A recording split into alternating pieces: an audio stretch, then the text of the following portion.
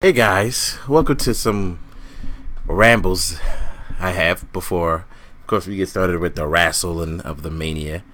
First, I would like to talk to you guys about the simple thing. I have a couple of things that I have not put in BS episodes, so I'm going to put them in this little excerpt here. First, I want to talk about the thing that EA did, which is letting go a couple of hundreds of jobs, for a short-term benefit. And it reminded me of a quote like this. On my business card, I am a corporate president. In my mind, I am a game developer. But in my heart, I am a gamer.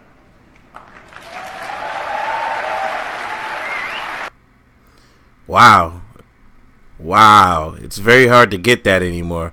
It feels like that every time we hear about companies like Activision and EA letting jobs go, they never think of it in the long term. They always think of it in the short term. Therefore, we get stuff like that, and it looks dumb, and they look dumb. Satoru Iwata always tend to kind of be smart about his decisions, taking pay cuts and everything like that, just so his business, Nintendo, can stay afloat, which they have been staying afloat, by the way. It seems as though that EA doesn't know what they're doing. Speaking of another company, let's talk about Bethesda, right? Bethesda have officially lied to you if you truly believe them about not putting microtransactions that alter the game. They've officially are putting repair kits in the game, which are microtransactions. So have fun with that. And then there's the main thing I wanted to talk about, which is Mr. Jason Schreier's article about what happened with Anthem. And wow.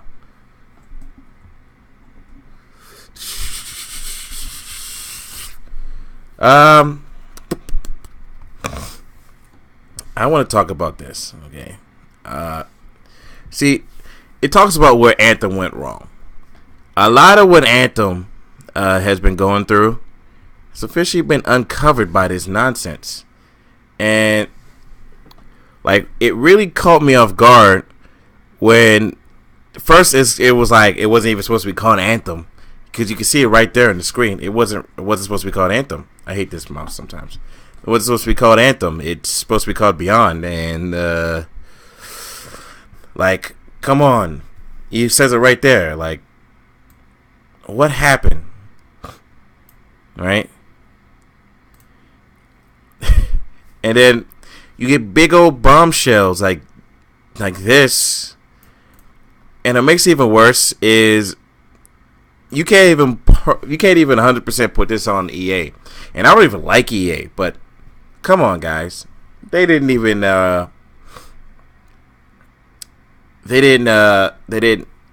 didn't.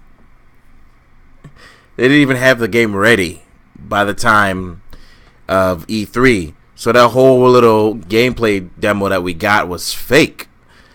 And it seems like that half the stuff they did in the game wasn't really done. Right?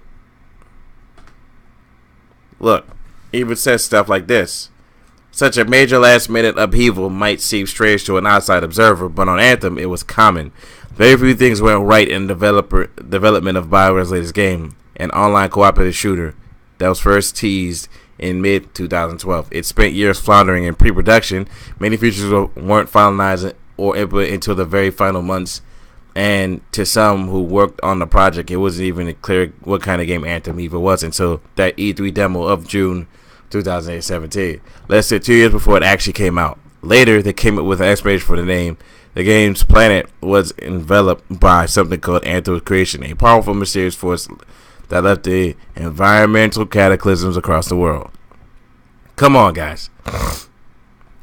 And, of course, there's right. It was panned by critics and fans. Let's see if that leads anywhere. Oh yeah. Oh yeah. No. I'm not gonna do that. Right? Anthem wasn't good. Anthem probably won't get good for another couple years, which I believe a video will be coming out talking about that whole Anthem stuff or the roadmap stuff. And you can see some of the stuff here.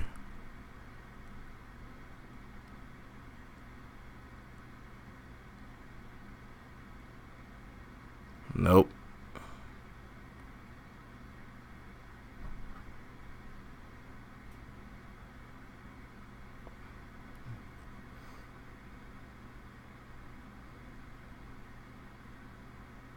Wow.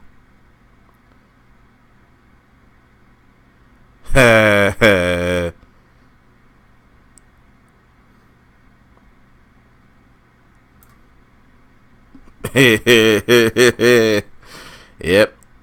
So yeah, even a lot of people were wondering how did it take 6 years to make this game, and it didn't. It took months. It took about a year, almost a couple months. Right. It's still really low on Metacritic, if anybody wanted to know. And like going through this article, it kind of sad on what's going on. That a lot of the stuff, once you once you really go through it, it's quite sad that they didn't really make this game until the last minute. And I'm not really about to read everything to you guys because it's in the article. And the article, it just states that it really says something where BioWare, one of my favorite developers, couldn't do what it was supposed to do from BioWare. Should have just made it a single player game that can be enjoyed by a singular person and not some type of, I don't know, Destiny clone. And it is a Destiny clone, if anybody doesn't know. It has the same shit as Destiny in it. It's no different. It's literally the same game, but with extra flaff and chaff to it. I honestly... oh, snap. This is where EA put up their blog post, which I will actually deal with in an episode of No BS by itself, and you want to watch that one. But it says something when developers these days don't really fully understand the scope of making a game and try to be greedy with it. And it's funny because, again, I can't put the whole blame on BioWare. After reading this article before I started recording this, it says it pretty much, it's like 70% BioWare's fault. The rest is EA's fault.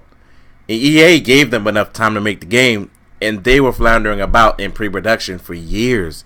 So EA was like, you gotta make it by this time, and lo and behold, it's been done. And it turns out it was a piece of shit game. And oh my goodness. Well, at the end of the day, now you know why I will never play freaking Anthem. It's not a good game. It's not going to be a good game anytime soon. But that being said, I'll go ahead and catch you guys later. I'll try to make better videos of this.